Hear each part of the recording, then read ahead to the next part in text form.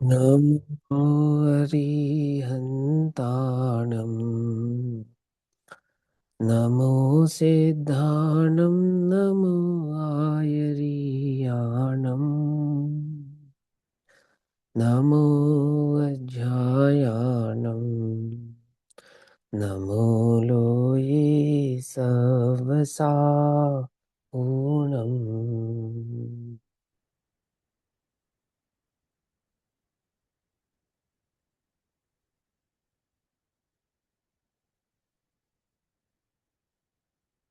मङ्गलं भगवान् वीरो मङ्गलं गौतमौगणी मङ्गलं कुन्दकुन्दार्द्यो जैनधर्मोऽस्तु मङ्गलम्। सर्वमङ्गल्यमाङ्गल्यं सर्वकल्याणिकारकम् प्रधानां सर्वधर्माणां जैनं जयतु शासनम्।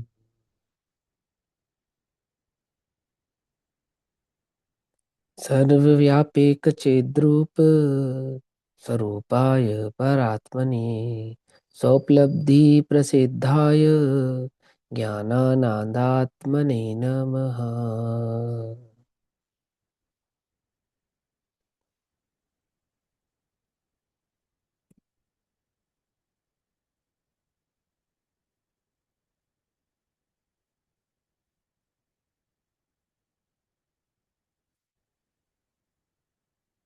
हमारे दोपहरकालीन स्वाध्याय का विषय चल रहा है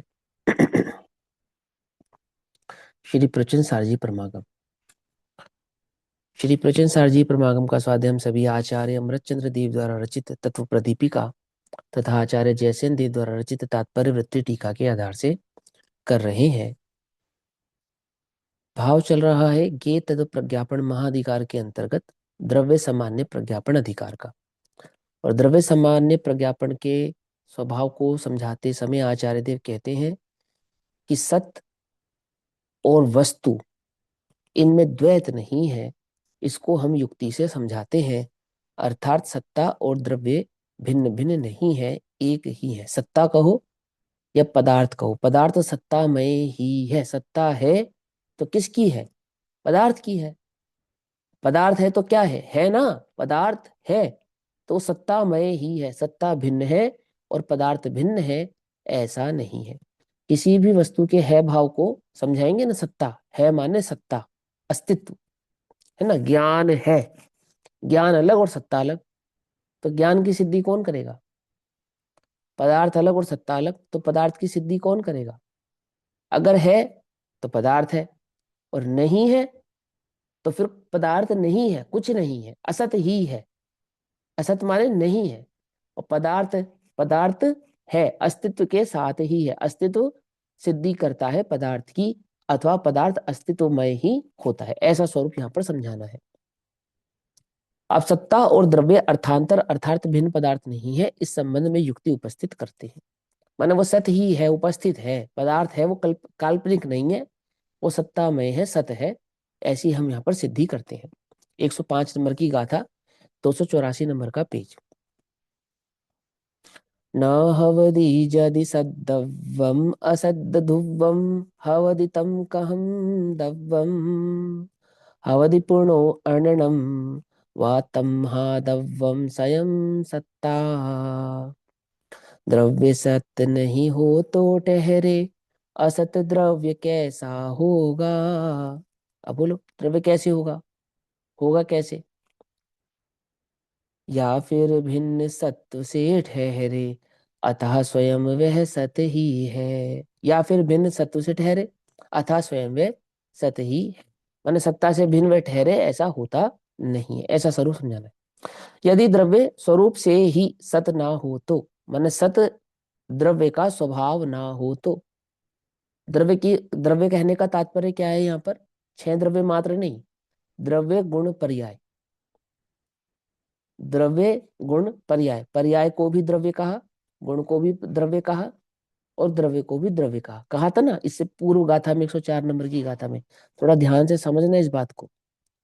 ये कहते हैं द्रव्य की सत्ता तो है, अस्तित्व है, गुणों का भी अस्तित्व है, और पर्याय है ना, पर्याय, उनका भी अस्तित्व है।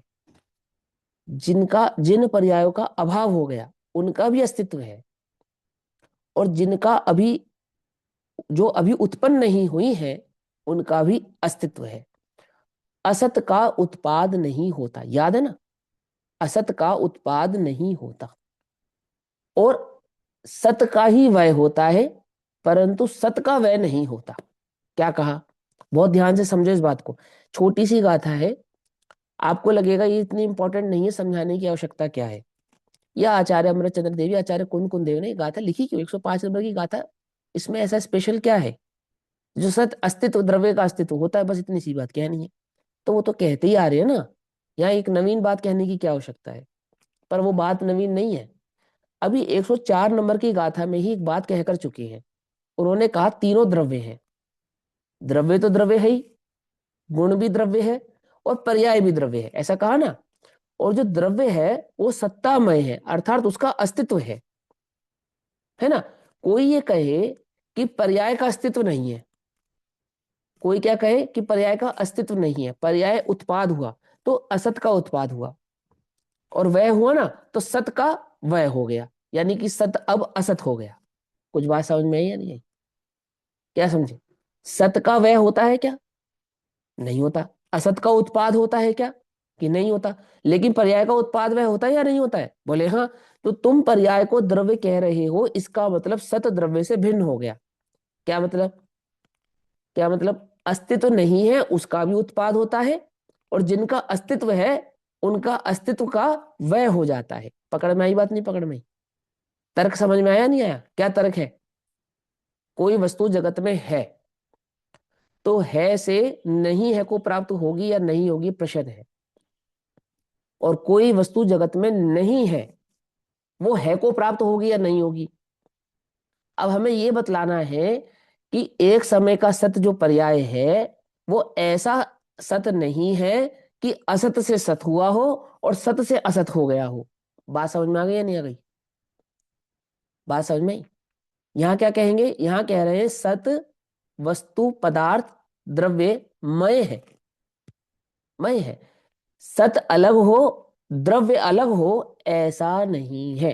अगर है तो वो सत्तामय ही है, द्रव्य सत्तामय ही है। बात समझ में आ रही है। देखो क्या लिखा, यदि द्रव्य स्वरूप से ही, स्वरूप से ही मतलब स्वभाव से ही सत ना हो, सत ना हो, उसका अस्तित्व ना हो, तो अब हमें ये बात तो याद रखनी पड़ेगी ना कि वो द्रव्य कहने का तात्पर्य क्या है। हमें ये बात तो याद रखनी पड़ेगी ना। 104 नंबर की गाथा में बात कहकर 105 नंबर की गाथा में तुरंत जो ये बात कही जा रही है, इसके पीछे कोई लॉजिक तो होना चाहिए, या इलॉजिकल बात होनी चाहिए। यहां जब कहा कि द्रव्य स्वरूप से ही सत है, तो द्रव्य माने क्या, द्रव्य माने मात्र द्रव्य, या द्रव्य माने गुण और पर्याय भी। पकड़ में ही बात है ना। तो हम द्रव्य के अस्तित्व को तो स्वीकारते हैं और गुण के अस्तित्व को भी स्वीकारते हैं, लेकिन जिस प्रकार हम द्रव्य और गुण के अस्तित्व को स्वीकारते हैं, क्या उसी प्रकार हम पर्याय के अस्तित्व को स्वीकारते हैं। बोलो, अपने से पूछो। मैं द्रव्य में कुछ छेड़छाड़ कर सकता हूं, नहीं कर सकता। छेड़छाड़ करने का मतलब क्या होता है, समय सारणी में याद है क्या बतलाया था छेड़छाड़ करने का मतलब, या तो तुम उसको नवीन उत्पन्न कर सको, या तो तुम जो उत्पन्न है उसका विनाश कर सको, और या तो तुम जो है उसमें कोई बदलाव कर सको। तो तुम द्रव्य में कोई बदलाव कर सकते हो, कोई एक आधा गुण जोड़ ले, हटा ले, घटा ले, गाड़ी की स्टेपनी जैसा, नहीं। अच्छा, तो द्रव्य में किसी का अभाव कर देते हैं, काम करते हैं, कुछ चीजें हटा देते हैं, वो भी नहीं कर सकते। तो नवीन द्रव्य की उत्पत्ति कर लेते हैं, छह थोड़े लग रहे हैं, सात बना लेते हैं, हम ऐसा नहीं कर सकते। तो द्रव्य में तो हम ऐसा नहीं कर सकते। और गुणों में कि यही सेम पोजीशन गुणों की है, हम किसी नवीन गुण का निर्माण नहीं कर सकते। तो चलो, द्रव्य और गुण तो हमारे दायरे से बाहर चले गए, लेकिन पर्याय इसमें तो हम कर सकते हैं भैया, कर सकते हैं, नहीं कर सकते हैं? नहीं, नहीं कर सकते। समझ में आई बात? नहीं समझ में आई? क्यों? पर्याय जिनका अस्तित्व, जिन पर्यायों का अस्तित्व नहीं है, हम अपनी मर्जी से उन पर्यायों की उत्पत्ति कर सकते हैं। फॉर एग्जाम्पल, आज शाम को तुम्हारे घर पे क्या भोजन बनेगा, ये तुम डिसाइड कर सकते हो या नहीं कर सकते? क्यों? नहीं कर सकते भाई, नहीं कर सकते। अरे कि आंखों में धूल झोंकने वाली बात है भैया, कैसी बात कर रहे हो? शाम को भोजन क्या बनेगा हम सबसे दुनिया से पूछ के बनाते हैं, हम आपसे हमसे पूछ रहे हो कि नहीं कर सकते हम? है? हमारी मर्जी के बिना घर में पत्ता नहीं हिलता। क्यों भैया? सास कहे कि, ज्ञानचंद जी उदाहरण देते थे, पंडित ज्ञानचंद जी विदिशा वाले, कि सास कहे कि तुअर का दाल बननी है, तुअर की, है ना, और बहू ने बनानी है अरहर की। अब साला मलका की मान लो, एक ही बात हो गई वो। है ना? और दाल ने बनना है मूंग की, तो बोलो कौन सी बनेगी? मूंग कोई की बात समझ में आई बनेगी नहीं? जब बनना। है ना? बनेगी। हाँ, ले अब ये बात हंसी लग रही है ना, अरे ये वस्तु स्वरूप है। वो कह रहे हैं कि अस्तित्व, सत सत है, सत है, समझ रहे हो ना? सत अस्तित्व है, असत नहीं है। पर जैसे तुम द्रव्य में कुछ बदल नहीं सकते, गुणों में कुछ बदल नहीं सकते, अगर तुम्हें लगता हो कि तुम पर्याय के अस्तित्व में कुछ छेड़छाड़ कर सकते हो, तो ऐसा नहीं। स्वभाव से अस्तित्वमय है, समझना ध्यान से, उसकी सत्ता है, और सत्ता में छेड़छाड़ नहीं की जा सकती। बात समझ में आ रही है, नहीं आ रही है? बात सिर्फ इतनी सी नहीं है कि द्रव्य सत है, बात यह है कि द्रव्य गुण पर्याय तीनों सत हैं, तीनों का अस्तित्व है, और जिनका अस्तित्व है, अस्तित्व के साथ छेड़छाड़ नहीं की।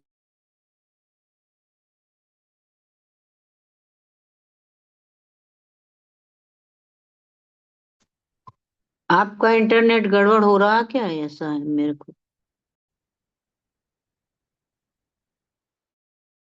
हाँ, आवाज नहीं आ रही है।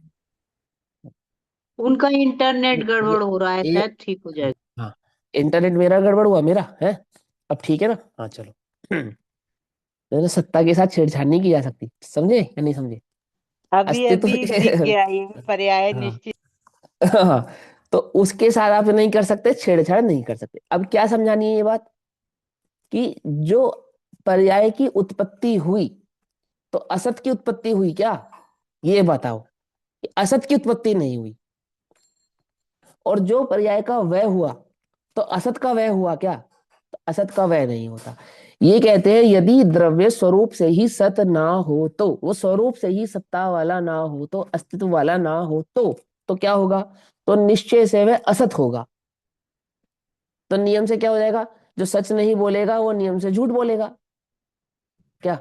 जो जो अहिंसक नहीं होगा, वो नियम से हिंसक होगा। जिसकी सत्ता नहीं है, इसका मतलब क्या हुआ? कि वो नहीं है। क्या कहा? जिसकी सत्ता नहीं है, उसका क्या अर्थ हुआ? कि वो नहीं है। पर्याय की सत्ता नहीं है ना, पर्याय की सत्ता वर्तमान में नहीं है ना, वर्तमान में नहीं है ना। अरे वर्तमान में है, पर्याय की सत्ता वर्तमान में है। कौन सी पर्याय की बात कर रहे हैं हम भविष्य की पर्याय की बात कर रहे हैं। भविष्य की पर्याय की सत्ता वर्तमान में है या नहीं है? क्या समझे? कि भैया आप कंफ्यूज कर रहे हो। भविष्य की पर्याय की सत्ता वर्तमान में कैसे हो सकती है? सुनो ना, है। उत्पत्ति रूप नहीं है। हाँ, सुनो सुनो सुनो। उत्पत्ति रूप नहीं है, सत्ता रूप तो है ना। पकड़ो ध्यान से। उत्पत्ति रूप नहीं है, जैसे वर्तमान में शेर नहीं है, यहाँ तुम्हें देखने को नहीं मिलते, तो शेर नहीं है, कि यहाँ नहीं है, कहीं ना कहीं तो उनका अस्तित्व है, कहीं ना कहीं तो उनका अस्तित्व है ना।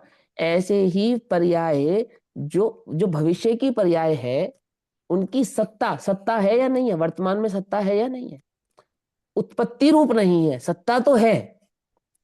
सत्ता नहीं हो तो केवल ज्ञान में कैसे लक्षित होंगी? ध्यान से समझना। वर्तमान में केवल ज्ञान में मेरी भविष्य की पर्याय है या नहीं है? है। क्यों है? क्योंकि उनकी सत्ता है। सकता है। सत्ता है तो ही वे जानते हैं ना, सत्ता ही नहीं होती तो कैसे जानते? पकड़ में ही बात, नहीं पकड़ में? वो द्रव्य को जानते हैं क्योंकि द्रव्य की सत्ता है, वे गुण को जानते हैं क्योंकि गुण की सत्ता है, और वे पर्याय को जानते हैं क्योंकि क्योंकि पर्याय की सत्ता है। सत्ता नहीं हो तो असत है उसको जान नहीं सकते, असत को नहीं जानते। केवली असत को जानते हैं? बोलो, केवली असत को नहीं जानते। असत को कौन जानता है? कोई नहीं जानता। मिथ्या ज्ञानी का मिथ्या मत, मिथ्या मति का मिथ्या ज्ञान असत है क्या? असत की कल्पना तो मिथ्या दृष्टि का मत है। समझे या नहीं समझे? क्या समझे? क्षीर सागर में समुद्र नागशैया पे, क्षीर सागर समुद्र में नागशैया पर विष्णु सो रहे हैं या नहीं सो रहे? और विष्णु का स्वप्न ये विश्व है या नहीं? क्यों? कोई बात समझ में नहीं? मिथ्या ज्ञानी के ज्ञान में असत है, वास्तव में असत नहीं है। पकड़ में ही बात। ये कहते हैं यदि द्रव्य स्वरूप से ही सत ना हो तो असत होगा। सीधी सी बात है। फिर जो सत्तामय बात नहीं होगी, जिसका अस्तित्व नहीं होगा, वो असत होगा। असत होगा। और असत को हम है कहेंगे तो वो कल्पना होगी। क्या? अगर हम असत को कहेंगे है तो क्या हो जाएगी? वो कल्पना हो जाएगी। सीधी सी बात। निश्चय से वह असत होगा। और जो असत होगा वो द्रव्य कैसे हो सकता है? बोलो। जिसका अस्तित्व नहीं है वो द्रव्य कैसे हो सकता है? जिसका अस्तित्व नहीं है वो गुण कैसे हो सकता है? जिसका अस्तित्व नहीं है वो पर्याय कैसे हो सकती है? पकड़ में ही बात या नहीं पकड़ में? असत पर्याय का उत्पाद नहीं होता।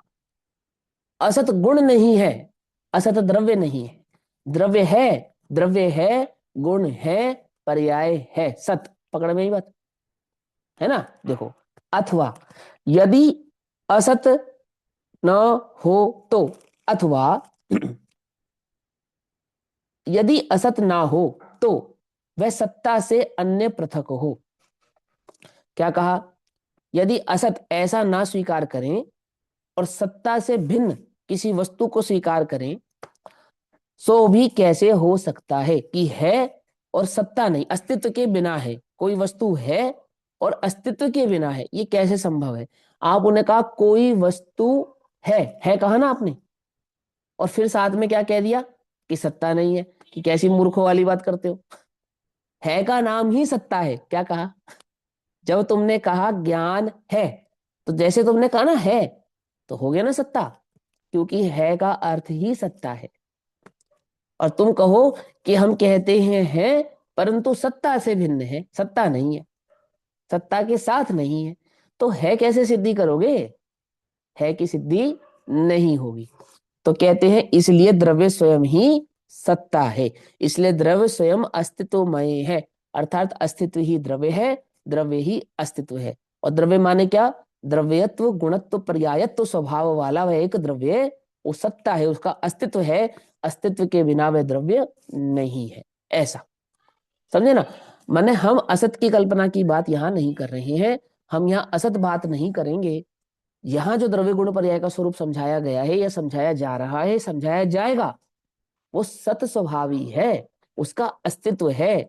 बिना अस्तित्व के द्रव्य गुण पर्याय की चर्चा इस जिनागम में नहीं है। ये इतनी सी बात 105 नंबर की गाथा में समझा रहे हैं। ठीक। देखो अब आगे क्या कहते हैं। यदि, अब इसमें दो लॉजिक देंगे छोटे छोटे से, और ध्यान से समझोगे तो बात समझ में आ जाएगी, मुश्किल कुछ नहीं है। यदि द्रव्य स्वरूप से ही सत ना हो तो दूसरी गति यह हो कि वह, अब क्या कहा? ये तर्क है। गति, यहां गति का अर्थ होता है स्वरूप या तर्क, है ना? मतलब दूसरी बात, जैसे हम कहें दूसरी बात, तो यह दूसरी गति कहे उसको। यदि द्रव्य स्वरूप से ही सत नहीं है, यदि हम ऐसा मान ले कि सत्ता अलग है और द्रव्य अलग है, ये ऐसा मान लेते हैं हम। ये जैसे उदाहरण के तौर पे समझो कि हम पर्याय को सत ना माने, जो भविष्य की पर्याय है ना, उस वो सत अलग है और पर्याय अलग है। और पर्याय जब वर्तमान में होती है तो सत हो जाती है, और भूतकाल में जाकर फिर असत हो जाती है, ऐसा मान लेते हैं। ऐसे ही सभी के साथ मान लो, द्रव्य के साथ, गुण के साथ और पर्याय के साथ, कि सत्ता तो एक अलग चीज है और द्रव्य एक अलग चीज है, ऐसा मान लिया हमने। फिर क्या होगा? यदि हम ऐसा माने तो क्या होगा? तो क्या होगा? तो पहली बात, असत होगा। फिर क्या होगा? कि असत है ऐसा जगत में मानना पड़ेगा। क्या मानना पड़ेगा जगत में? कि बिना सत्ता के भी जगत में वस्तु है, ऐसा मानना पड़ेगा। पकड़ में ही बात, नहीं पकड़ में ही? है ना? माने जो नहीं है वो है। याद है तुमको क्या कहा था मैंने? जो अपना मुस्लिम धर्म है ना, तो इस मुस्लिम धर्म में ये कॉन्सेप्ट है कि ये जगत नहीं था। तो बोले जगत में कुछ तो होगा, बोले कुछ भी नहीं था। तो फिर अल्लाह ने जगत की रचना कैसे करी? बोले वो जो कुछ भी नहीं था ना, कुछ भी नहीं, उस कुछ भी नहीं से रचना की इस जगत की। पकड़ में ही बात? तो क्या कहते हैं यहां पर, यदि सत्ता नहीं होगी तो क्या होगा? तो असत होगा। और फिर जब उत्पत्ति होगी तो किसकी उत्पत्ति मानी जाएगी? असत की उत्पत्ति होगी, ऐसा मानना पड़ेगा। आगे बात समझ में नहीं? समझ में? कुछ नहीं से कुछ होगा, क्या ये संभव है? नहीं समझ में वाली बात नहीं, मैं समझाता हूँ, देखो सुनो नहीं है संभव। सुनो हम्म। सुनो। बोले आकाश में पुष्प आ गए, आकाश में पुष्प उत्पन्न हो गए। तो कैसे उत्पन्न हो गए भैया आकाश में पुष्प? कैसे हो गए आकाश में पुष्प उत्पन्न हुए? इसका कोई तर्क तो दो, समझाओ तो सही, कैसे उत्पन्न हुए आकाश में पुष्प? तो वो बादलों का जो आकार है ना, बादलों का आकार वो पुष्पवत। अब ध्यान से समझना, बादलों का जो आकार था वो कैसा हो गया? जैसे बादल को देखो तो बादल में कल्पना हो सकती है ना, हाथी की, खरगोश की, महल की। ऐसे पुष्प की भी कल्पना हो सकती है। अपने एक तीर्थंकर को वैराग्य हुआ था ना, आकाश में महल देखकर और विस्मृत हो गया था वो। आकाश का बादलों का महल देखा और फिर वो बादल विघटित हो गए, तो उनको वैराग्य हो गया। तो ऐसे आकाश में पुष्प देखा। तो पुष्प देखा या बादल देखा? क्या कहा? पुष्प देखा या बादल देखा, एक बात। और जो तुमने देखा उसकी सत्ता थी या नहीं थी? किसकी सत्ता? पुष्प की सत्ता नहीं, बादल की सत्ता थी। पकड़ में ही बात, नहीं पकड़ में? और तुमने बादल की सत्ता में पुष्प की कल्पना की, ये तो बात हमें समझ में आ गई। लेकिन कुछ नहीं था और अचानक से पुष्प हो गया या कुछ हो गया, क्या ऐसा संभव है? तो यहां कहते हैं, यदि तुम सत्ता को भिन्न मानो और द्रव्य को भिन्न मानो तो ये होगा कि असत होगा। बात तो यह है कि फिर कुछ नहीं है, क्योंकि है का मतलब ही सत्ता होता है। और तुमने कहा द्रव्य भिन्न और है भिन्न, तो जब द्रव्य में से है को निकालोगे तो द्रव्य बचेगा? बोले कुछ नहीं बचेगा, कुछ नहीं बचेगा। किसी भी वस्तु में से है पने को निकाल दिया जाए, उसकी सत्ता को निकाल दिया जाए, अस्तित्व को निकाल दिया जाए, तो क्या बचेगा? कुछ नहीं बचेगा। देखो अभी मैं हूं, अभी मैं हूं और अभी मैं निकल जाऊं, फिर कहेंगे लोग कि मैं हूं? तब कोई नहीं कहेगा मैं हूं। यही कहेंगे ना नहीं रहे, यही कहेंगे नहीं कहेंगे? हूं तो कह रहे हैं, और नहीं रहूंगा तो क्या कहेंगे? नहीं हूं, नहीं है। तो है निकल गया, अस्तित्व निकल गया, तो वस्तु है इसकी सिद्धि कैसे करोगे आप? तो क्या होगा? असत होगा, माने कुछ नहीं होगा। द्रव्य भिन्न है, सत्ता भिन्न है, ऐसा नहीं है। द्रव्य सत्तामय है, अर्थात द्रव्य की सत्ता है, गुण की सत्ता है और पर्याय की सत्ता है। है मतलब उसमय ही है, अस्तित्वमय ही है। वे भिन्न भिन्न नहीं है कि पहले नहीं थे फिर हो गए और फिर नहीं रहेंगे। ये कब संभव है? जब सत्ता भिन्न हो और द्रव्य भिन्न हो।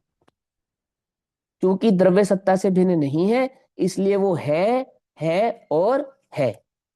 पकड़ में बात? नहीं है की स्थिति नहीं होगी। ठीक, आगे क्या कहा? अथवा या तो असत हो जाएगा या तो नहीं है ये होगा, या फिर क्या होगा? या सत्ता से पृथक होगा, या सत्ता भिन्न होगी और वस्तु भिन्न होगी। तो वो बात तो जच नहीं रही हमें। क्यों नहीं जच रही? क्योंकि वहां यदि वह असत होगा तो ध्रुव के असंभव होने से स्वयं स्थिर ना होता हुआ द्रव्य का ही लोप हो जाएगा। है ना? पहला लॉजिक तो क्या है? असत है, असत है तो यानी कि द्रव्य का ही लोप हो जाएगा। जो जगत में कुछ है ही नहीं, स्थिर ही नहीं है कुछ भी। ये है, जीव है, पुद्गल है, आकाश है, ये सब कहने की कोई संभावना ही नहीं रह जाएगी, क्योंकि कुछ है ही नहीं, सत्ता ही नहीं है ना? तो दूसरी बात क्या, यदि सत्ता को अलग मान ले और द्रव्य को अलग मान ले तब क्या होगा? यदि सत्ता से पृथक हो तो सत्ता के बिना भी स्वयं रहता हुआ सत्ता के बिना भी है, ऐसा भी हो सकता है क्या कि सत्ता भी नहीं और वस्तु भी है?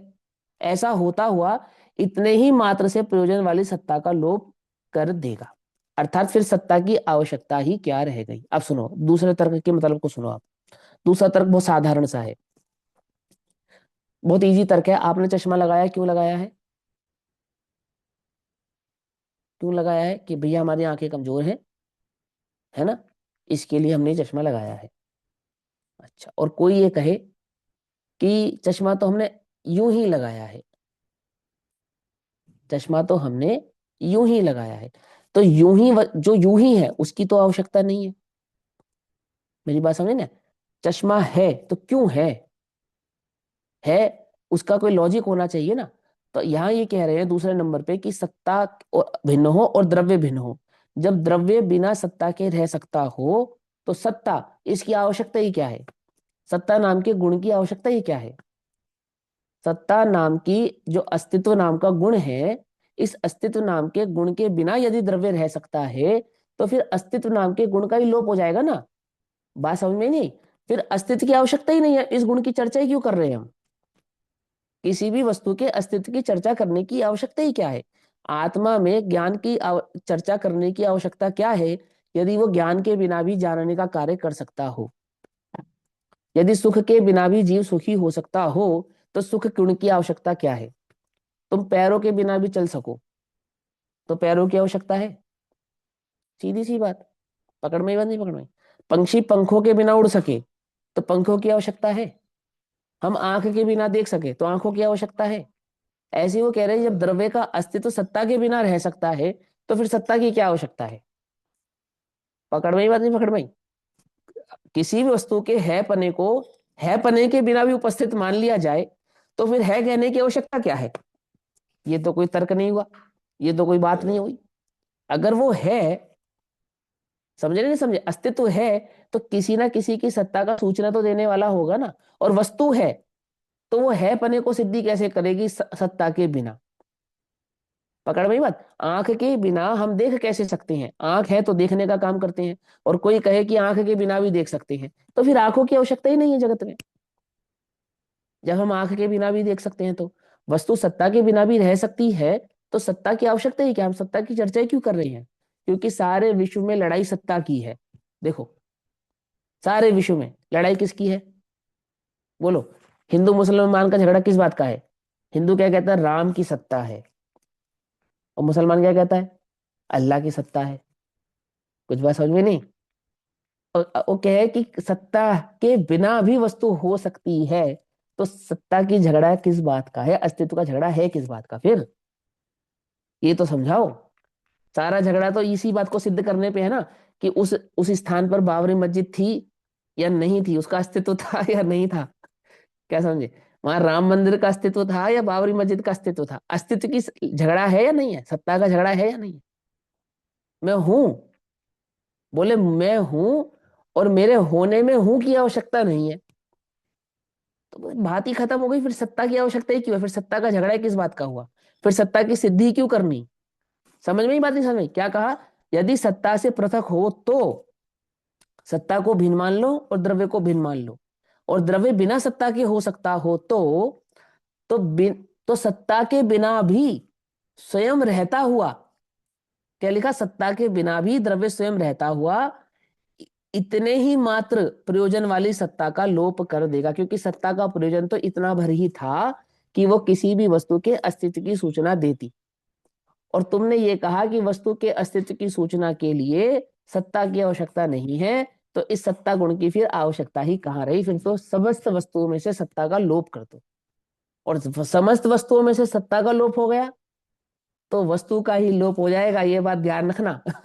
क्योंकि अस्तित्व के बिना सिद्धि किसकी करोगे? तो कुल मिला के निष्कर्ष ये हुआ कि इस जगत में जो है वो अस्तित्वमय ही है। अस्तित्व के बिना इस जगत में कुछ नहीं है। ऐसा असत का जगत में उत्पाद होता नहीं है, और सत अस्तित्व कहते उसे हैं जिसका कभी वय भी होता ना हो। आ रही है बात समझ में? नहीं आ रही है? अभी थोड़ी सी समझनी पड़ेगी। संसार का लोप होगा या नहीं होगा? बोलो, मोक्ष पर्याय में। नहीं होगा। अरे कैसी बात कर, मिथ्यात्व का लोप नहीं होगा सम्यक के पर्याय में, कि होगा, बिल्कुल होगा। बहुत ध्यान से समझना, ऐसा होते हुए भी उसका लोप नहीं होगा। अनुसयुति से रचित उस द्रव्य के प्रवाह क्रम में एक भी पर्याय का अभाव नहीं होगा। एक पर्याय का अभाव द्रव्य का अभाव है, और फिर भी हम कहेंगे कि पर्यायों का अभाव होगा, पर्यायों का उत्पाद होगा, और द्रव्य ध्रुव रहेगा। अब वस्तु स्वरूप को बड़ा ध्यान से समझो, क्या गजब वस्तु स्वरूप है। वो कह रहे निर्भर होने का ये मंत्र है, तुम्हें वस्तु स्वरूप भली प्रकार से समझ में आना चाहिए। स्वकाल में खचित, जो ऑटोमेशन में है ना ये वस्तु स्वरूप तू सिर्फ उसका ज्ञाता है, उसका अर्थ क्या है, ये तुझे तभी समझ में आ सकता है जब तू द्रव्य गुण पर्याय की स्वतंत्रता और उसके स्वरूप को भली प्रकार से समझ सके। समझे, जीव ज्ञाता है, क्या अर्थ है इसका ज्ञाता है, कुछ नहीं कर सकता। क्या पुरुषार्थ छुपा है इस बात में कि वो कुछ नहीं कर सकता। कुछ बात समझ में ही नहीं। मतलब प्रत्येक द्रव्य का द्रव्यपना सत है, मतलब उसका द्रव्यत्व भाव सत है, उसका गुणत्व गुणपना सत है, और उसका पर्यायत्व सो पर्यायपना सत है। माला का वो मोती जो कर्म से पीछे जा चुका है, उसने अपने अस्तित्व का अभाव नहीं किया है।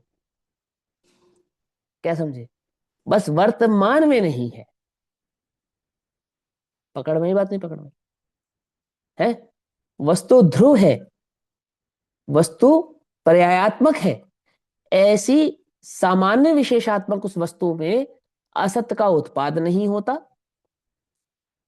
है, और सत का लोप नहीं होता, अर्थात असत भाव को प्राप्त नहीं होता। आगे क्या कहा, भैया, किंतु। भाई, बोलो भैया, बोलो प्रकटता, बोलो। प्रकटता और अस्तित्व इनको भिन्न कर दिया ना। मतलब प्रकट, जो प्रकट है, जो हाँ जो सत्ता में है वही इस समय प्रकट है, लेकिन जो हाँ प्रकट नहीं है वो भी सत्ता में पड़ा हुआ है अपने स्वयं काल में, चाहे वो हाँ, भविष्य है ना, हाँ में हो। बिल्कुल। वो है ना, उसकी सत्ता है, उसका अस्तित्व है, सतात्मक है, वो सत्ता भाव वाला है। और सत्ता द्रव्य से क्या नहीं होता, भिन्नत्व को प्राप्त नहीं होता, ऐसा कह रहे हैं। किंतु यदि द्रव्य स्वरूप से ही पंडित जी एक मिनट। माने कि सम्यक दर्शन का उत्पाद हुआ, सम्यक दर्शन हो गया तो ही मिथ्या सत्ता में पड़ा हुआ है। हाँ ये, हाँ बहुत बढ़िया, बहुत अच्छा क्वेश्चन है। इन्होंने कहा कि सम्यक का उत्पाद हो गया तो भी क्या नाम है, मिथ्या तो सत्ता में पड़ा हुआ है। अब मेरा वो आपसे क्रॉस क्वेश्चन है, आप किसकी सत्ता में समझ रहे हो मिथ्यात को, मिथ्यात की सत्ता कहाँ है? हाँ ये भी सही बात है, स्वभाव है में ना, मिथ्या है ही नहीं, सही बात हाँ है। सत्ता, सत्ता अपने सत्ता भाव में है ना। क्योंकि पर्याय का स्वभाव मिथ्यात्व है, तो पर्याय स्वभाव में मिथ्यात्व पड़ा है। और कहाँ पड़ा है, स्वकाल में पड़ा है। जैसे केवल ज्ञान सत्ता में पड़ा है अभी मेरी, क्या अनंत सुख पड़ा है सत्ता में मेरी, तो कहाँ पड़ा है, कि स्वभाव की अपेक्षा से तो पड़ा ही पड़ा है। और स्वकाल, वो काल में जो प्रकट होगी उस पर्याय की अपेक्षा से पड़ा है। आज की डेट में राजा श्रेणी को अर्घ चढ़ाते हैं या नहीं चढ़ाते हैं हम? बोलो, रावण को अर्घ चढ़ता है या नहीं चढ़ता मंदिर में पूजा में? भविष्य के तीर्थंकर को अर्घ चढ़ाते हैं ना। जी, चढ़ता है। तो किसको चढ़ाते हो, द्रव्य को चढ़ाते हो, गुण को चढ़ाते हो, पर्याय को चढ़ाते हो? द्रव्य को। गजब हो गया, पर्याय को चढ़ाते हो सही बात है, पर्याय। पर्याय की आने तो वाली जो पर्याय है उसको चढ़ हाँ, रहा है। उसको भला बुरा भी पर्याय को कहते हो, और अर्घ भी पर्याय को चढ़ाते हो। क्या समझे, रावण की पर्याय को भला बुरा कहते नहीं कहते हैं? कहते और वो रावण तीर्थंकर बनेगा, उस पर्याय को अर्घ भी चढ़ाते हैं। बराबर। पकड़ में, तो उसकी सत्ता में पड़ा है ना वो तीर्थंकरत्व, या नहीं पड़ा है बोलो? तो किसकी सत्ता में पड़ा है, रावण की, वो द्रव्य की सत्ता में पड़ा है, वो गुण की सत्ता में पड़ा है, वो पर्याय की सत्ता में पड़ा है, किसकी सत्ता में पड़ा है वो? पर्याय पर्याय। की सत्ता में बड़ा। गुण पर्याय अभिन्न होता हुआ, समझना ध्यान से, अभिन्न होता हुआ भी वो पर्याय भाव पर्याय की सत्ता में वैसा का वैसा खचित है, स्वकाल में खचित है। समझे या नहीं समझे? अभाव हुआ है, पर ऐसा अभाव नहीं हुआ है कि सत का अभाव हो गया हो। और उत्पत्ति होगी, पर ऐसी उत्पत्ति नहीं होगी कि असत की उत्पत्ति हो जाए। समझे नहीं समझे, वस्तु के सत्ता अस्तित्व की बात है यहाँ पर, सत्ता से भिन्न नहीं है, अस्तित्वमय है, सत्तामय है, ऐसा कह रहे हैं। देखो क्या कहते हैं, किंतु जो भी यदि है द्रव्य, भूत जा चुका वो भी तो सत्ता में ही पड़ा हुआ है ना, जो निकल चुका वो भी सत्ता में पड़ा है, जो आने वाला है वो भी हाँ सत्ता में पड़ा है। लेकिन किसकी सत्ता में पड़ा है ये समझना पड़ेगा ना थोड़ा सा। उनका भी ये प्रश्न था कि द्रव्य की सत्ता में। हाँ द्रव्य की सत्ता में कह सकते हैं, बिल्कुल कह सकते हैं। द्रव्य शुद्ध अशुद्ध पर्यायों का पिंड है। द्रव्य से उत्पन्न होती है पर्याय और द्रव्य में विलीन हो जाती है। ये सब चर्चाएं आपने सुनी होंगी ना, लेकिन आपको इनके अर्थ नहीं मालूम होंगे। आप समझ नहीं पा रहे थे कि क्या मतलब है इनका, कि द्रव्य में उत्पन्न होती है, द्रव्य में विलीन हो जाती है, आदि आदि ऐसी कितनी सारी बातें। शुद्ध अशुद्ध पर्यायों का पिंड है और द्रव्य से पर्याय उत्पन्न होती है, तो द्रव्य तो शुद्ध है और अशुद्ध पर्याय कैसे उत्पन्न हो जाती है, आदि आदि सारे प्रश्न है ना। ये वस्तु स्वरूप को क्लियरिटी से समझा रहे हैं आपको कि पहले तुम द्रव्य गुण पर्याय का स्वरूप समझो, तो तुम्हें वो बात समझ में आएगी। वो जो पर्याय का अभाव हो गया, जो जब वो पर्याय थी तो उसका आधार कौन था, द्रव्य था या नहीं था? था। अब वो नहीं है, लेकिन अपने स्वकाल में पड़ी हुई इस पर्याय का आधार आज भी यही द्रव्य है। रावण की पर्याय या मारीच की पर्याय आज भी महावीर की ही है, अन्य की नहीं हो गई। क्या कहा? कुछ बात समझ में नहीं? मारीच की पर्याय आज भी, आज भी, आज भी, आज से अनंत अनंत अनंत तीर्थंकरों पहले भी महावीर की पर्याय और मारीच की पर्याय उस एक द्रव्य की ही थी, उस एक आत्म द्रव्य की ही थी या नहीं थी? और आज भी उसी की है, अनादिकाल बाद बिल्कुल भी उसी की रहने वाली है। सही बात है। मारीची को हम जानते हैं जब द्रव्य से भूत, वो भी तो भूत था जो जा हाँ चुका। हाँ, जा प्रेजेंट चुका। में, जब प्रेजेंट में वर्तमान में बताते हैं कि वो आज के वो है हाँ हाँ, नायक। अब तुम्हें तो समझ में आया? तो केवली जिसे जानते हैं वो किसे जानते हैं? सत्य को जानते हैं, असत को जानते हैं? सत्य को जानते हैं। सत्य को जानते आई हैं। बात समझ में? बात नहीं समझ में आई? और भैया, तुम्हें क्या पता है? हाँ बोलो। नैगम नए लगाते हैं, भावी नैगम नए या भूत नैगम नए, वो पर्याय पे ही लगाते हैं फिर इसका मतलब। और किस में लगाएंगे? भूत और भाव भविष्य, ये किसके हैं? द्रव्य के हैं, पर्याय के हैं, है ना? द्रव्य के भी कह सकते हो, क्योंकि पर्याय से भिन्न थोड़ी है कोई द्रव्य। तो लेकिन 320 तुम्हें, आदि में हाँ हाँ निष्क्रिय तत्व बताया है ध्रुव को, हाँ बताया, हाँ पांडवों बताया, को। हाँ बिल्कुल तो बताया है। पर्याय परिणाम होती हैं, पर्यायों का हम्म। परिणाम। हाँ, तो समझे या क्या नहीं समझे? क्या समझ में आई बात? माने वो वस्तु को कितने व्यापकता से आपको समझना है और किस व्यापकता से वो समझा रहे हैं, वो बात समझ में तुम्हें यहाँ पर आनी चाहिए। ठीक, चलो। तो क्या कहते हैं, किंतु यदि द्रव्य स्वरूप से ही सत हो तो, अब पहले तो क्या कहा था, नहीं हो तो क्या क्या होगा? अब वो सत है, क्योंकि ये तो हम स्वीकारते ही सत है। सत है तो क्या होता है? तो क्या होता है? ध्रुव्य के सद्भाव के कारण, माने वो ध्रुव्य माने वो वस्तु, द्रव्य, द्रव्य का जो ध्रुवत्व भाव है उसके अस्तित्व के कारण क्या होता है? स्वयं स्थिर होता हुआ द्रव्य उदित होता है। अर्थात द्रव्य की सिद्धि होती है कि द्रव्य है, ये जीव द्रव्य है, ये पुद्गल द्रव्य है, ये आकाश द्रव्य है।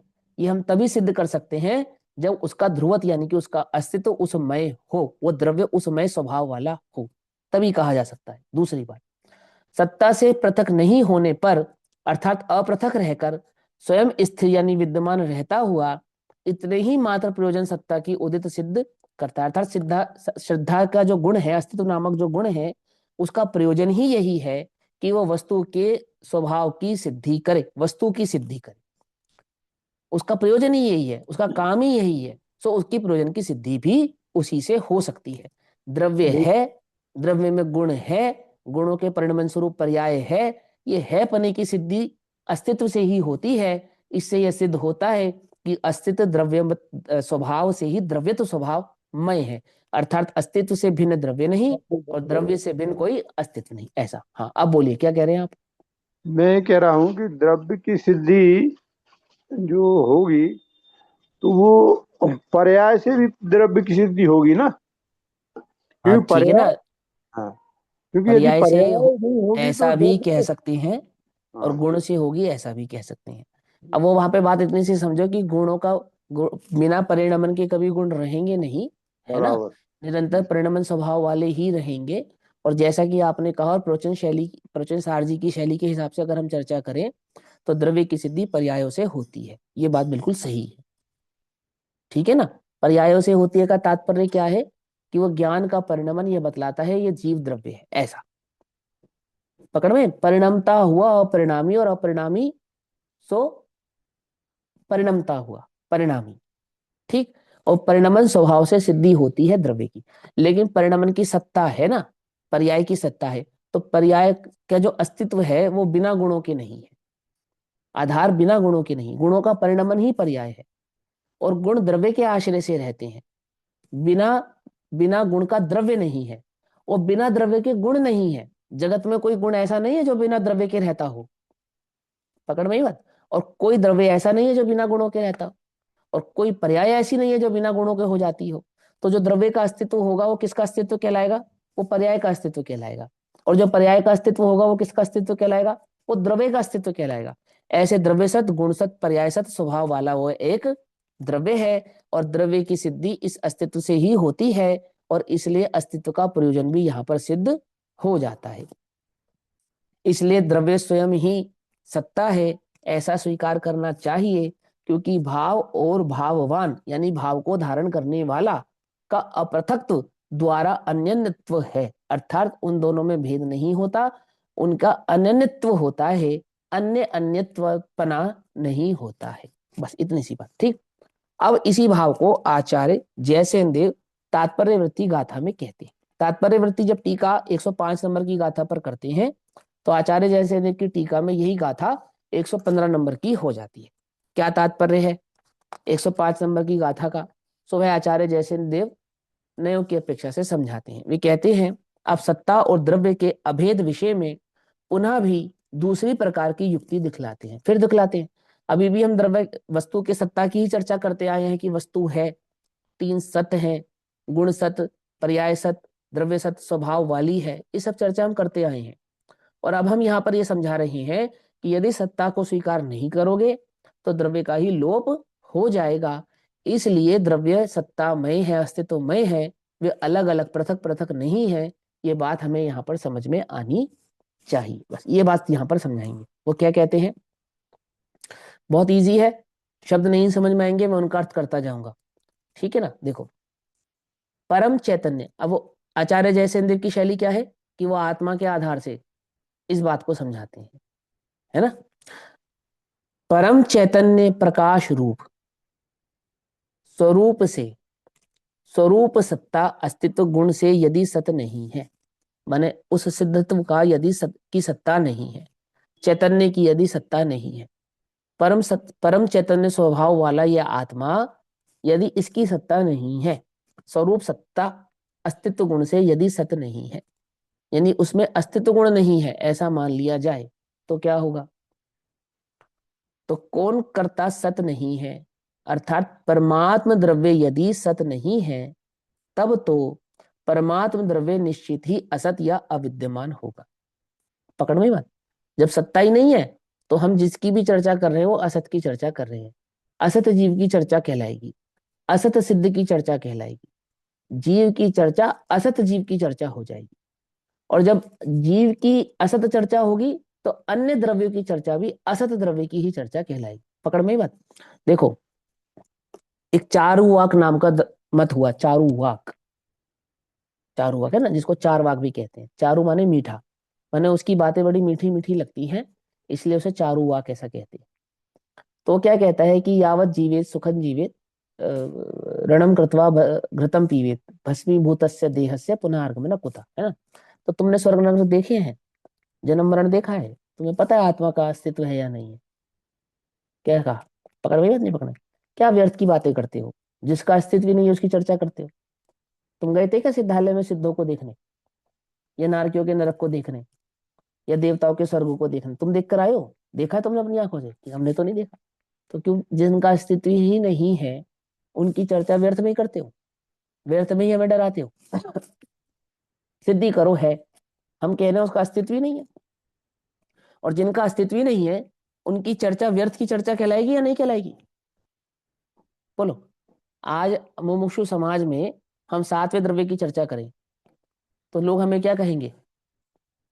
व्यर्थ की चर्चा करने वाले ही कहेंगे ना, मूर्ख ही कहेंगे ना, कि पता नहीं ये कहां से निकाल रहा है 7वां द्रव्य, कौन से केवली के पास गए थे हैं? क्योंकि हमारे केवली ने तो नहीं बताया कि हमारे केवली का अस्तित्व भी अलग है भैया, तुम्हारे केवली से वो 7 द्रव्य बतलाता है। क्या समझे? समझे या नहीं समझे?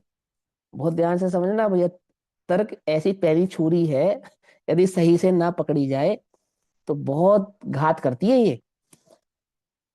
एक व्यक्ति ने कहा, मैंने हिंदू मत में 12वें देवलोक को ब्रह्मा का स्थान कहा जाता है।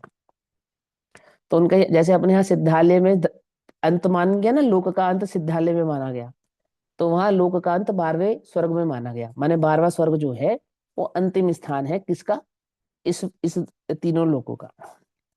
तो उसने ओशो ने उसमें तर्क दिया कि मैं 14वें देवलोक से बैठकर ये बात देख रहा हूँ।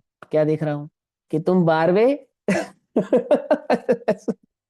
स्वर्ग से यहाँ तक पहुंचे हो। पकड़ में ही बात? नहीं पकड़ में ही? मेरी बात समझ में आई? वो कह रहे हैं कि तू 12वें से ऊपर नहीं गया है, इसलिए तेरे लिए दुनिया का अस्तित्व 12वें तक है। लेकिन मैं 14वें तक गया हूं, इसलिए मैं जानता हूं कि दुनिया का अस्तित्व 14वें स्वर्ग तक है। पकड़ में ही बात?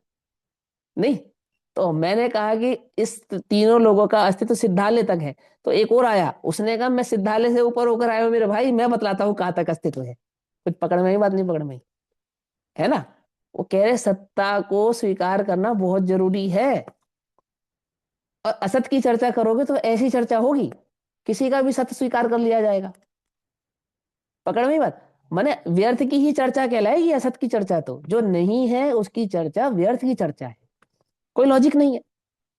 चर्चा का तात्पर्य, वस्तु की सिद्धि का तात्पर्य, उपयोग को वहां लगाने का तात्पर्य तभी है, तभी संभव है जब उसकी सत्ता को स्वीकार किया जाए। वो है, ये बात स्वीकार की जाए। नहीं है कि बात की चर्चा करना व्यर्थ है। ठीक। तो क्या कहते हैं, कौन करता सत नहीं है? तो कहते परमात्म द्रव्य यदि सत नहीं है तब तो परमात्म द्रव्य निश्चित ही असत या अविद्यमान हो। अब जो अविद्यमान है उसकी चर्चा क्यों करें हम? है ना? असत होता हुआ वह परमात्म द्रव्य कैसे होगा? अब जो है ही नहीं उसे परमात्मा ऐसे कैसे कह सकते हैं हम? है नहीं को क्या क्या कह सकते हैं हम? कुछ नहीं कह सकते हैं। तो उसे परमात्मा कहते हो, सिद्ध कहते हो, परम पूजनीय कहते हो, परमानंदमय कहते हो, कैसे कह सकते हो जब उसका अस्तित्व ही नहीं है? ऐसा अपितु नहीं ही होगा। नहीं होगा मतलब व्यर्थ ही है। उसके बारे में विचार करना, चर्चा करना, विकल्प करना सब व्यर्थ ही है। जो नहीं है उसकी चर्चा करना व्यर्थ ही है। परमात्म द्रव्य सत नहीं होता, यह तो प्रत्यक्ष विरोध रूप है। अब ये तो हमें प्रत्यक्ष ही विरोधारूप भाषित होता है। क्यों विरोधारूप भाषित होता है? क्योंकि हमें आत्मा की सत्ता का अंतरंग में भान है। क्या समझे? पकड़ में ही बात? वो किस दम से कह रहे हैं इस बात को? ये खड़े हम मोक्ष अधिकारी, हम कह रहे हैं आत्मा की सत्ता है, ये तो अनुभव से जानी जा सकती है। और जब आत्मा की सत्ता का अनुभव किया जा सकता है, उस अनुभव में सुख की कणिका का अनुभव किया जा सकता है, तो उस सुख की शाश्वतता को भी स्वीकार किया जा सकता है, सत्ता से स्वीकार किया जा सकता है। चैतन्य है, आत्मा है, ये तो अनुभूति से जाना जाता है। पकड़ में बात? तो हमने जो चर्चा की, सत की चर्चा की, माने जिस आत्मा की हम चर्चा कर रहे हैं उसकी सत्ता है तो हम चर्चा कर रहे हैं, असत की चर्चा हम नहीं कर रहे हैं। एक बात। प्रश्न, किस कारण से प्रत्यक्ष विरोध रूप है? आप कैसे कह सकते हो कि परमात्मा स्वरूप का विरोध की सत्ता है और आप उसको असत कह रहे हो, तो वो विरोधाभास है, वो कैसे है? उत्तर देखो, ध्यान से सुन लो। स्वयं संवेदन ज्ञान से, अपने आत्मज्ञान का हमने अपने स्वयं वेदन अनुभव से जाना है ना, स्व संवेदन अनुभव से, स्व संवेदन ज्ञान से ज्ञात होने के कारण अनुभूति स्वरूप भगवान आत्मा अनुभूति से जाना जाता है। पकड़ में ही बात? अनुभूति से जाना जाता है, अनुभूति से जाना जाता है। उस अनुभव के कारण परमात्म द्रव्य को सत्य नहीं मानना प्रत्यक्ष विरोध रूप है। हमने अनुभव किया है, तुम कैसी बात कर रहे हो? हमने अनंतों ने अनुभव किया है। कुछ बात समझ में नहीं? अनंतों ने अनुभव किया है, वो कल्पना नहीं। और सबका अनुभव एक जैसा है। यदि एक जैसा नहीं होता तो कल्पना होता। क्या? क्या हुआ? समझ में आती है बात? नहीं समझ में आई? शक्कर का स्वाद सबने मिठास रूप लिया है, यह उसकी सिद्धि करता है कि वो मिठासमय ही है। अंतर समझ में आ रहा है या नहीं आ रहा है? आत्मा का अनुभव स्व संवेदन भाव रूप से सबने एक जैसा किया है। ये तो विरोधाभास रूप है कि आत्मा नहीं है। बात समझ में आ रही है तुम्हें? नहीं समझ में आ रही? इसमें कितनी गर्भित बात है। अनुभूति मेरी भिन्न तुम्हारी भिन्न ऐसा नहीं, मेरी भिन्न और सिद्धों की भिन्न ऐसा नहीं। क्या कहा? मेरा आत्म अनुभव और सिद्धों का आत्म अनुभव एक समान है। मेरे आत्मा के अनुभव में कुछ और जानने में आए और तुम्हें आत्मानुभूति के काल में कुछ और जानने में आए। वितंडावाद कहते हैं इसको, वितंडावाद। क्या कहते हैं इसको? वितंडावाद। वितंडावाद माने व्यर्थ की बकवास, ऐसा। वितंडावाद नाम का एक तर्क होता है तर्कशास्त्र में। उसका मतलब यही होता है, यहाँ वहां की बेकार की बात करना, इलॉजिकल चर्चा करना। कुछ लोग होते हैं ना चर्चा में इलॉजिकल बातें करते हैं, उसको कहते हैं वितंडा। ये कोई कहे मेरी अनुभूति तुम्हारी अनुभूति से भिन्न है, सिद्धों की अनुभूति से भिन्न है, वो वितंडा है, बोले व्यर्थ की बात है। अनादि काल से अनंत सिद्धों की अनुभूति, परम गुरु की अनुभूति, परंपराचार्यों के अनुभव, हमारे गुरुदेव का अनुभव, गुरुदेव परंपरा से आचार्य कुंद कुंद देव, उनके शिष्य शिष्य शिष्य, और अब बात कहाँ आ गई आचार्य जयसेन देव तक। सबका अनुभव एक समान, एक जैसा, और स्वयं संवेदन से जाना गया वो भगवान आत्मा इस बात की सिद्धि करता है कि वो है। वो व्यर्थ की बात नहीं। किसने देखा आत्मा? हमने देखा है आत्मा, हमने देखा है। तो जब तक हमें अनुभव नहीं होगा हम नहीं देख पाएंगे कि देख पाओगे? बिना अनुभव के भी देख पाओगे। कौन से अनुभव कैसे देख पाएंगे? आगम चक्षु से देख पाओगे। क्या? आगम चक्षु से देखो। पहले आत्मा आगम चक्षु से दिखाई देता है, मालूम है तुम्हें? अनुभव में बाद में आता है। क्या कहा? कुछ बात समझ में नहीं? अनुभूति में जो भगवान आत्मा अपना आत्मा अनुभव में आता है, वो अनुभव में बाद में जाना जाता है। पहले आगम के चक्षु से जाना जाता है, आगम के चक्षु से देखा जाता है। समझे? 5 लब्धियों में देशना लब्धि के बिना करण लब्धि नहीं होती, नहीं होती। किसी को नहीं हुई, किसी को नहीं होगी, किसी को नहीं होगी, किसी को नहीं होगी। ये बात समझ में नहीं आ रही है कि भैया हमारे जब अनुभव में आएगा तब हम जान लेंगे? ऐसे नहीं जानने में आएगा, ऐसे नहीं जानने में आएगा। पहले कैसे जानने में आता है? पहले आगम से जानने में आता है, फिर अनुभूति में जानने में आता है, नियम से आता है। जिसने आत्मा को आगम चक्षुओं से देखा है, नियम से उसको आत्मा अनुभव में आता है। स्वयं संवेदन ज्ञान से जाना जाता है जिसने आत्मा को आगम से जाना है। और जिसने आत्मा को आगम से नहीं जाना है, उसे 3 काल में आत्मा जानने में नहीं आता है। मैं बिल्कुल एकदम टंके की चोट पे कह रहा हूं, नहीं आता है। कोई सिद्ध करे ना कि कैसी बात करते हो, कि कैसी बात नहीं, यही यही वस्तु स्वरूप है, ऐसा ही कहा है। किसने कहा है? कि मेरी बात नहीं, ये अनंत केवलियों की बात है, अनंत केवलियों के द्वारा कहा गया है। ऐसा ही वस्तु स्वरूप है, बिना देश न लब्धि के करण लब्धि नहीं होती है, 3 काल में नहीं होती है। आती है समझ में? हाँ अंकल जी क्या कह रहे हैं आप, बोलिए। मैं ये कह रहा था कि अभी आपने जो बात कही थी कि हमारी आत्मानुभूति में सिद्धों यानी सिद्धों की आत्मानुभूति हम्म तो मेरा सिद्धों की अनुभूति के संदर्भ में ये है कि उनको तो अनुभूति तो आत्मा की हो ही रही, साथ में अपने अनंत गुणधर्मों को भी देख रहे हैं, अनुभूति कर रहे हैं। तो हम कहाँ अनुभव अपने नहीं, हाँ नहीं नहीं नहीं, अनुभूति बात अलग है, वो तो ज्ञान का लक्षण है। अनंत गुणों का जानने में आना, लोक का जानने में आना, अनंत गुणों के भिन्न भिन्न स्वभाव और पर्याय आदि स्वरूप को जानने में आना, ये तो केवल ज्ञान का लक्षण है, ये आत्मानुभव का लक्षण नहीं है। अच्छा वो तो फल है, आत्मानुभूति का फल है केवल ज्ञान। समझना ध्यान से। आत्मा के अनुभव के काल में आत्मा के गुण जानने में नहीं आते, और असंख्यात गुणी वो एक आत्मा जानने में आता है। ना प्रदेशों से जानने में आता है, ना गुणों से जानने में आता है, और फिर भी लक्षण से जानने में आता है। ज्ञान मात्र, प्रगट ज्ञान मात्र स्वयं संवेदन भाव से वो जानने में आता है, चैतन्य मात्र भगवान आत्मा। बात समझ में आती है नहीं समझ आती है? वो मैंने क्या कहा, तभी तो मैंने कहा कि वो आत्मा का अनुभव अनुभूति में आने से पूर्व कहाँ से जाना जाता है? आगम से जाना जाता है। आगम चक्षु सहाव, आगम से पहले जाना जाता है, अनुभव में बाद में आता है ना? और अनुभव में आता है, ये इस बात का प्रत्यक्ष प्रत्यक्ष हम ये कहते हैं कि आत्मा है। क्या कहते हैं? स्वयं संवेदन ज्ञात से ज्ञात होने के कारण परमात्म द्रव्य को सत नहीं मानना, प्रत्यक्ष विरोध रूप है, वो तो प्रत्यक्ष झूठी बात है। ठीक, आगे क्या कहते हैं, अब अविचारित रमणीय न्याय से, अर्थात विचार करने पर सुंदर प्रतीत होने वाले न्याय से, मतलब अविचारित रमणीय न्याय से, यानी विचार करने पर जो तर्कपूर्ण, सुंदर, सुशील, न्यायगत, न्याय तर्क संगत भाषित होता है, ऐसे न्याय से विचार करने पर सत्ता गुण के अभाव होने पर भी वह है, यदि ऐसा माना जाए तो वहां विचार करते हैं कि कोई वस्तु है और अस्तित्व के बिना है, ऐसा मान लिया जाए तो क्या होगा, वस्तु है और अस्तित्व के बिना है, मतलब बिना सत्ता के ही है, ऐसा मान लिया जाए तो क्या होगा, यदि केवल ज्ञान, केवल्य दर्शन गुणों के अविनाभावी स्वकीय स्वरूपास्तित्व से पृथक रूप रहता है। क्या कहते हैं, केवल ज्ञान है,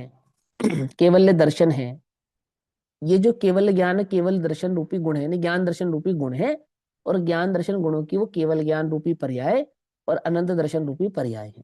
ठीक है, वो है, और वे स्वरूपा अस्तित्व से पृथक स्वरूप रहता है, अर्थात वे आत्मा के ही बिना हो जाती हैं, ऐसा मान लिया जाए, माने आत्मा की सत्ता के बिना ही उनका अस्तित्व है, उनकी सत्ता है, ऐसा मान लिया जाए तो स्वरूपा अस्तित्व ही नहीं होगा, अर्थात फिर वह किसके स्वरूप का, किसके अस्तित्व की घोषणा करेंगी, माने केवल ज्ञान किसका, अनंत दर्शन किसका, ये बात की सिद्धि कैसे होगी, किसके हैं वो, आत्मा के बिना हो सकते हैं, तो वो जब अनंत दर्शन हुआ तो किसको हुआ, वो केवल ज्ञान हुआ, वो किसको हुआ, ये सिद्धि कैसे करेंगे, है ना। स्वरूपास्तित्व के अभाव से में द्रव्य भी नहीं सिद्ध होगा, क्योंकि वे द्रव्य के स्वरूप का ही अस्तित्व बतला रही हैं, आत्मा के स्वरूप का ही अस्तित्व उस केवल ज्ञान से प्रकाशित हो रहा है कि केवल ज्ञान मात्र केवल ज्ञान नहीं है, केवल ज्ञान यह सिद्धि करता है कि आत्मा के ज्ञान गुण की ऐसी सामर्थ्य है कि वह आत्मा केवल ज्ञान स्वरूप होता है, और आत्मा के बिना केवल ज्ञान मान लिया गया तो फिर वो केवल ज्ञान किसका, पुद्गल का, धर्म का, अधर्म का, आकाश का, किसका, किसके अस्तित्व की घोषणा करेगा, अपने आधार से ही हो गया।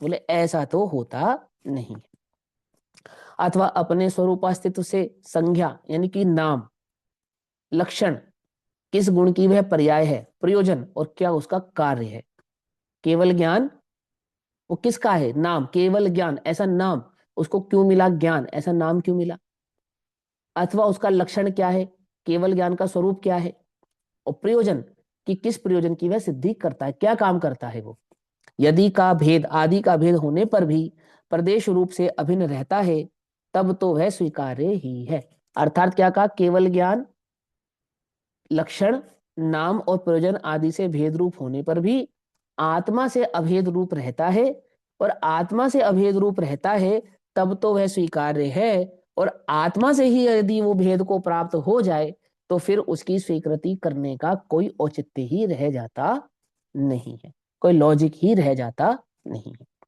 इस अवसर पर सौगत अर्थात बुद्ध मतानुसारी कोई कहता है कि सिद्ध पर्याय की सत्ता रूप से शुद्ध आत्मद्रव्य उपचार से है, परंतु मुख्य रूप से नहीं है, यानी पर्याय को उपचार कहा, व्यवहार से कह दिया, है ना, वो तो व्यवहार की बात है कि हुआ है तो हमने उपचार से कह दिया कि किसकी है, सिद्ध की है, पर वास्तव में तो सिद्ध कुछ नहीं, क्योंकि वहां पे शून्यत्व को केवल ज्ञान माना जाता है, समझना ध्यान से, मतलब कुछ नहीं जानने का नाम सिद्धि है, जड़ हो जाने का नाम सिद्धि है, तो बोले जड़ हो जाने का नाम सिद्धि है, तो जड़ तुम्हारा बुद्ध जो कहता है कि मैं लोकालोक को जानने वाला हूँ, केवल ज्ञानी हूँ, तो जब जड़ हो जाने का नाम ही सिद्धि है, कुछ नहीं जानने में आने का नाम ही केवल ज्ञान है, तो फिर उस केवल ज्ञान को सब कुछ जानने वाला ऐसा कैसे कह सकते हो, क्यों, क्योंकि नहीं जानने को तुम सिद्धि कहते हो और केवल ज्ञान में तुम कहते हो कि सब कुछ जानने में आता है। तो सोगत नाम का जो बुद्ध है वो कहता है वो तो हम उपचार से कहते हैं, वास्तव में तो आत्मा कुछ जानता नहीं है, और वो केवल ज्ञान हुआ है ना, उसको हमने उपचार से आत्मा का कह दिया। पकड़ में बात, उसने ये बात कही, उसका उत्तर कहते हैं, उसका निराकरण करते हैं। सिद्ध पर्याय के उपादान कारण रूप परमात्म द्रव्य के अभाव में सिद्ध पर्याय की सत्ता ही संभव नहीं है। पहली बात तो क्या कि द्रव्य के बिना पर्याय की सत्ता होती नहीं है। अब सिद्ध पर्याय है तो सिद्ध पर्याय आत्म द्रव्य की सत्ता के बिना कैसे संभव है? ध्यान से समझ में बात। तुम्हें याद है ना मैं क्या समझा रहा था? पर्याय की अस्तित्व की बात है ये। द्रव्य के सत्ता को तो स्वीकार कर लिया तुमने और गुण की सत्ता को भी स्वीकार कर लिया। सारी कहानी यह है कि क्या तुम द्रव्य और गुण जैसी पर्याय की सत्ता को स्वीकार करते हो या नहीं। पकड़ में ही बात नहीं पकड़े? तुम क्या कहते हो? पर्याय एक समय का सत है, हम कहते हैं पर्याय त्रिकाली सत है। क्या समझे या नहीं समझे? अब एक समय का सत है, ये बात भी सत्य है, परंतु एक समय का सत हो जाने के कारण वो दूसरे समय में असत है, ऐसा नहीं है। समझे या नहीं समझे? वो वर्तमान का सत है और वर्तमान में असत है। पकड़ में ही बात। भूतकाल का पर्याय वर्तमान में असत है, पर्याय असत नहीं है। भविष्य काल की पर्याय वर्तमान में असत है, भविष्य में असत नहीं है। वो सत्तामय है, अपेक्षा है उसके अंदर। पकड़ में ही बात। माने उसकी सत्ता का विनाश नहीं है, अभाव नहीं है। अब यहां उन्होंने कहा कि मान के चलो सिद्ध पर्याय है, तो सिद्ध पर्याय बिना द्रव्य की हो गई क्या? बिना आत्मद्रव्य की हो गई क्या? तो क्या कहा? इसका निराकरण कहते हैं कि सिद्ध पर्याय के उपादान कारण रूप, सिद्ध पर्याय के होने का उपादान कारण कौन है? कि आत्मद्रव्य। तो वह परमात्म द्रव्य के अभाव में सिद्ध पर्याय की सत्ता ही संभव नहीं है। अर्थात द्रव्य की सत्ता के अभाव में पर्याय की सत्ता संभव नहीं है, और पर्याय की सत्ता के अभाव में द्रव्य की सत्ता भी संभव नहीं है। समझे नहीं समझे? अब लेकिन पर्याय को द्रव्य जैसा मत समझना, हम एक समय की पर्याय की अपेक्षा से कह रहे हैं, ठीक है ना? जिन पर्यायों का वर्तमान में अस्तित्व नहीं है उस अपेक्षा से नहीं।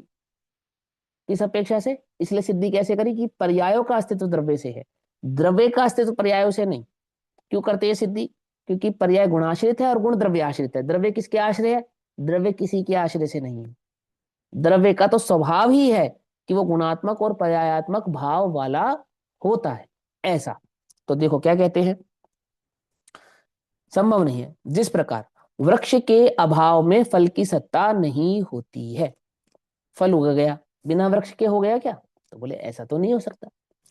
उसी प्रकार इस प्रसंग में न्यायिक मतानुसारी कोई कहता है वह परमात्म द्रव्य है किंतु सत्ता से भिन्न है, बाद में सत्ता का समवाय होने से सत्य है। पकड़ में ही बात। माने सत्ता नाम का समवाय भिन्न है, समवाय माने जोड़ जोड़। देख अपने यहाँ 5 समवाय होते हैं, तो कार्य की उत्पत्ति जो होती है, जो कार्य होता है, उस कार्य में होने के कारणों को समवाय कहते हैं। समवाय नाम का कोई द्रव्य नहीं है, समवाय एक स्वरूप है। और अन्य मतों में समवाय नाम का एक द्रव्य है। जैसे अपने यहाँ 6 द्रव्य हैं, उनके यहाँ समवाय नाम का एक द्रव्य है। तो वो कहते हैं जड़ भिन्न है, चेतन भिन्न है, और ज्ञान भिन्न है। तो ज्ञान चेतन का ज्ञान के साथ समवाय नामक द्रव्य से योग बनता है, और फिर वो चेतन चैतन्य हो जाता है, यानी कि ज्ञानमय हो जाता है।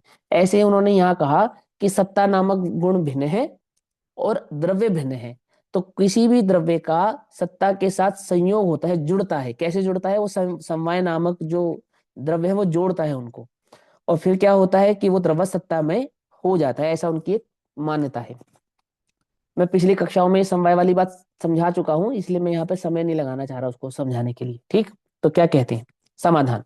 आचार्य निराकरण करते हैं और कहते हैं कि सत्ता के समवाय से पहले द्रव्य सत था या असत। जब समवाय नामक द्रव्य ने सत्ता नामक द्रव्य से द्रव्य नामक द्रव्य को नहीं जोड़ा था, तो वो द्रव्य था या नहीं था, उसको क्या कहेंगे हम? क्योंकि सत नामक द्रव्य से जुड़ने पर तो वो सत बना। तो जब तक वो सत से नहीं जुड़ा था तब तक वो क्या था? सत था या असत था? ऐसा पूछते। यदि सत था तब सत्ता का समवाय व्यर्थ ही है। तो सत्ता से क्यों जोड़ा? क्योंकि उस सत्ता का तो काम ही है किसी भी वस्तु के अस्तित्व को स्वीकार करना। और यदि असत था तो सत्ता ने किसको जोड़ा? असत के साथ तो जोड़ा नहीं होगा। समझे बात? और पहले से ही अस्तित्व रहता है। और यदि असत है तो आकाश कुसुम के समान अविद्यमान द्रव्य के साथ सत्ता कैसे समवाय करती है? जो नहीं है, उस नहीं है के साथ सत्ता का समवाय कैसे हो गया? पकड़ में बात नहीं पकड़ में, है ना? जो पर्याय नहीं है तो वो असत जैसी नहीं है। ये मैं आपको ये बात क्यों कह रहा हूं, यहाँ तो तर्क पूरे द्रव्य की अपेक्षा से है, क्योंकि हम ये तो स्वीकार ही कर रहे हैं कि द्रव्य है और गुण है। हमारे साथ समस्या ये है कि हम पर्याय की सत्ता को किस अपेक्षा से स्वीकार करते हैं। जो हमें क्रमबद्ध पर्याय समझ में नहीं आती है, या अनुसयुति से रचित वो आत्म प्रवाह समझ में नहीं आता है, द्रव्य प्रवाह समझ में नहीं आता है, वो क्यों समझ में नहीं आता है? ये वो बात अटपटी क्यों लगती है कि एक पर्याय का कर्ता भी जीव नहीं है, और वो पर्याय स्वभाव से सत होने से, स्वकाल में खचित होने से जैसी होनी है वैसी ही होती है। क्यों आचार्य कहते हैं कि जिस काल में जिस द्रव्य की जो पर्याय जब होनी है, जैसी होनी है वैसी ही होती है, और जो ऐसा स्वीकारता है वो सम्यक दृष्टि है, ऐसा क्यों कहते हैं? क्योंकि वो द्रव्य गुण पर्याय के स्वरूप को स्वीकारता है। पकड़ में ये बात? क्योंकि उसने द्रव्य को भी सत स्वीकारा है, गुण को भी सत स्वीकारा है, और पर्याय को भी सत स्वीकारा है। और पर्याय को सत्य कहने का तात्पर्य यही है कि आप उसमें कुछ नहीं कर सकते, यही है उसका अर्थ। क्या समझे? सिर्फ इतना नहीं कि पर्याय है, बात यह है कि जिसका अस्तित्व है उसके साथ आप छेड़छाड़ नहीं कर सकते। समझे? बात ये है। ठीक, देखो आगे क्या कहते हैं। यदि करती है तो आकाश के कुसुम के साथ भी सत्ता कर्ता रूप समवाय को करे, परंतु वैसा तो नहीं है। इसलिए अभेद नय से, अभेद नय से मतलब शुद्ध नय से, शुद्ध नय को अभेद नय कहते हैं, निश्चय नय को अभेद नय कहते हैं। ठीक, निश्चय नय से, इसीलिए निश्चय नय से या अभेद नय से शुद्ध चैतन्य स्वरूप सत्ता ही परमात्म द्रव्य होती है। जिस प्रकार यह परमात्म द्रव्य के साथ शुद्ध चेतना का अभेद व्याख्यान किया, उसी प्रकार समस्त चेतन अचेतन द्रव्य के अपनी अपनी सत्ता के साथ अभेद व्याख्यान किया जाना चाहिए, ऐसा अभिप्राय है। अपनी अपनी सत्ता के साथ मतलब द्रव्य का द्रव्य के गुण और पर्यायों के साथ अभेदपना। पकड़ा मेरी बात? द्रव्य का अपने गुण और अपने गुणों की उन पर्यायों के साथ अभेदपना, निश्चय ने से, पकड़ में बात, अभेद नहीं यानी निश्चय नहीं से हमें स्वीकार करना चाहिए, ऐसा कहते हैं। अब 106 नंबर की गाथा कहते हैं। सो अभी समय हुआ, उसकी चर्चा हम कल करेंगे। तब तक के लिए सभी को जय जिनेन्द्र। ओम नमः सिद्धेभ्यः।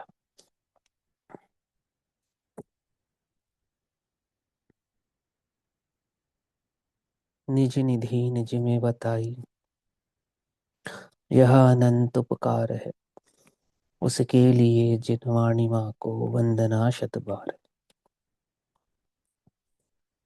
नमो रिहंताणं नमो सिद्ध नमो हरिहरं नमो लोहित नमो रिहंताणं नमो